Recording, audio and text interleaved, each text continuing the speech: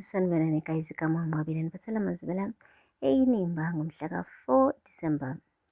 Guys, uZoleka umtshele lonke iqiniso mawethu ngokuthi sebebanjiwe. Impela uLazarus ulazi lonke iqiniso ukuthi bebedlala umacashelana bona. Guys, umane nje wathwala izandla ekhanda mawethu wathi, njani, nini? Wathi, hhayi, usanda ukuthola. Wathi, wathi akupheli lapho-ke, uthi andikugxothe. Wathi, ngeke akwazi, ngisebenze nzima kabi mina uba ndibe la ngikhona, awukwazi Zoleka uba undigxothe. Le nto esesiyenza nje kwakuyimpazamo. Imagine guys, uma uthi sethi kwakuyiphutha yonke le nto le. Wathi nje yena, hawu ngeke, hhayi kuzomele kukhulunywe naye uLazarus, kwazi nje ukuthi amgxothe. Wathi khululeka ngizokhuluma naye, ehlisa umoya, kusho uZoleka.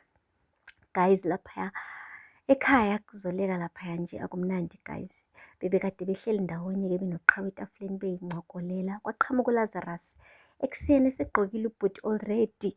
Hayibo, uthemethi nje uzama uku-offarisha i-breakfast girl. Ethi Lazarus i-breakfast ikhona, wathi cha, ngesuthi. Qede lapho wathi ube nosuku oluhle ntombami. Washo kuqhawe yedwa wangambala uZoleka. Yeyi guys, ibhasi ibhaliwe nje uyayibonela la ukuthi kukhona ukushaya amanzi phakathi kwabo bobabili. Ngisho noma thiwa-ke awazi ukuthi baxabene, but you can see ukuthi hayi man, kune-tension nyana phakathi kwabo. Akupheli-ke lapho. E-ofisini-ke uzamile uZoleka ukuphinda akhulume naye uLazarus, kodwa uLazarus wathi akukho nto engizoyithetha nawe uma wethu esasebenza apha, ezathola umrholo apha, ayikho into engingayithetha nawe mina. Hayibo, kuthe kusanjalo kwafika u-Onga, watshelwa uZoleka ukuthi kumele bephume manje behambe ikhoselathi kune-meeting ebalulekile kumele be-attend. Bamshiya kahle uLazarus yedwa ekhoselathi ukuthi phela aliqondise kahle igwegwe likamawethu engaphazanyiswa uZoleka. Guys, yeyi, uthe nje meyilibona leli thuba leyingqayizivele lifika, wathumela omunye wabasebenzi bakhe ukuthi agijime ayobiza umawethu abe in his office in about 5 minutes time. Ube nje ukuzwa lo mlayezo umawethu ukuthi uyacelakala i-ofisini likaLazarus. Lo muthi heqe uvalo, azi kahle ukuthi yabo la ayakhona, yeyi, uye emlonyeni wengwenya, ikhamisile ilinde ukumgwinya. Yeyi, ufikile kubhuti. Eyi guys, umawethu akasahloniphi kanje, ubelokhu ethi sir, sir, sir, eshinqwaba yo sir. Ebona kahle ukuthi umsebenzi wakhe uzomphunyuka esandleni ngenxa nje yokuthi athinte uZoleka.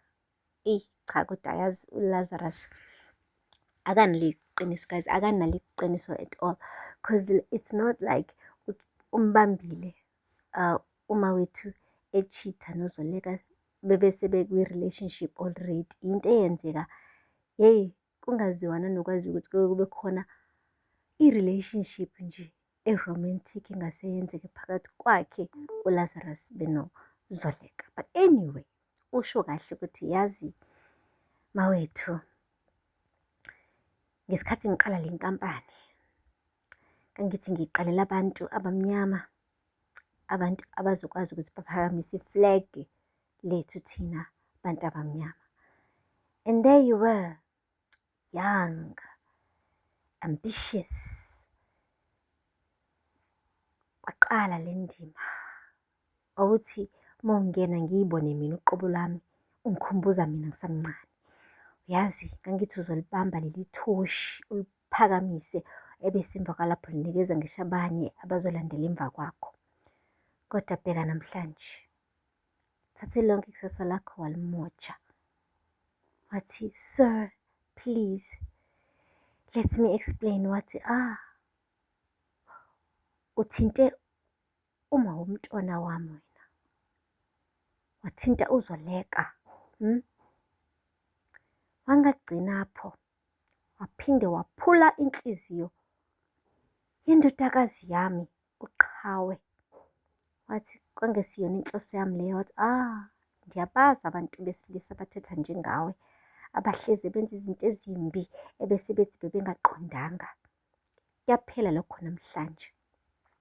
ngifuna wazi uba umsebenzi wakho ndiyakuphuca wona. Wathi, sir, please, sir, don't do this. Wathi, awukungitsheli kahle mawethu. When did this relationship yakho noZoleka start? Hayibo, guys. Yeke. Yabona uLazarus ungikhombisa elinye isayidi-ke manje. Isikhwele singaka bhuti? Hayi ngeke, no. Singathi kuzomele aqale phansi athi ukuhlolisisa kahle uZoleka ukuthi ngabe uyafuna yini ukuba kwi-relationship ngampela noLazarus. Because uLazarus, guys, sweet man, he's a gentleman, he's powerful, he's successful, but isikhwele sakhe ayi sinikeza i-red flag. Uthe suka lapho wachaza umawethu wathi into ebikade imfushane, it happened way before ufika wena nje empilweni yakhe uZoleka. Uyazi ngangingayitsheli nanokuthi ngophinde ngimbone. Mina ngangitshela ukuthi sihamba uNosiphela futhi angeke asaphinda abuyele la eSouth Africa. So wathi mefike la eSouth Africa ngajabula mina ngayitshela ukuthi-ke hawu yazi ngase kube khona into nje eqhubeka phakathi, but it was a fling, it was nothing serious. But okay, manje-ke iphele nini le nto yini? Wathi hhayi isheshe yaphela. Yabona nje ngibe ukuthola nje ukuthi uma Qhawe, yabona nami sengithandana noQhawe nje kwamane kwa-awkward yonke into. Ngiyakuxelela mnumzane mina ngangazi lutho nje, ngangazi nanokuthi uma wakhe uQhawe into engayithola nje late yonke leyo. Ayibo guys, ezama uku-explain-a ubhuti. Wathi-ke awungitshele, khona into esike yenzeka phakathi kwenu recently? Wathi no, nothing, I swear sir. Wathi kodwa futhi-ke uke wangifonela mina nje uZoleka wathi ucela siqhubeke la sigcine khona, kodwa mina nganqaba. Hayibo guys, yini manje lento eshiwo umawethu? Yazi umawethu mangikhumbula kahle uyena wayebhizi efuna ukuthi abuyelane noZoleka, but uZoleka was like no, like I'm back with uHlathi, like I don't want you anymore, like just go be with uQhawe. Manje why vele imbheca ngobende inyama engayidlanga athathe lonke icala libheca kuyena? Hayibo, yazi umane nje uLazarus wambuka ngelinye ilihlo mekhuluma kanje ukuthi uZoleka uyena oyifonelayo kumawethu, yena wanqaba umawethu ethi uZoleka ufuna ama-love bags. Engathi ubhuti-ke manje is doing too much, wenza konke okusemandleni akho ukuthi asave umsebenzi wakhe, even if it means kumele aphose uZoleka under the bus, it doesn't matter anymore as long as engakagxothwe ku-cell attack. Ayibo. So guys, be careful ukuthi ubani omlethe empilweni yakho, because abanye abantu bayakujikela, abantu obathembayo. Lapho uZoleka is busy trying to fight for lo mfana yena, what is he doing? Umfaka under the bus, guys, under the bus. Guys, asaziyozala nkomo. Aphela lapho amazwibela namhlanje. Ningakhohlwa ukusubscribe and like and comment. Until next time, bye. Sanibonani guys, igama uNqobile niphathela amazwibela eNimba ngomhla ka-4 December. Guys, uZoleka umtshele lonke iqiniso mawethu ngokuthi sebebanjiwe impela. uLazarus ulazi lonke iqiniso ukuthi bebedlala amaceshelana bona. Guys, umane nje wathwala izandla ekhanda umawethu wathi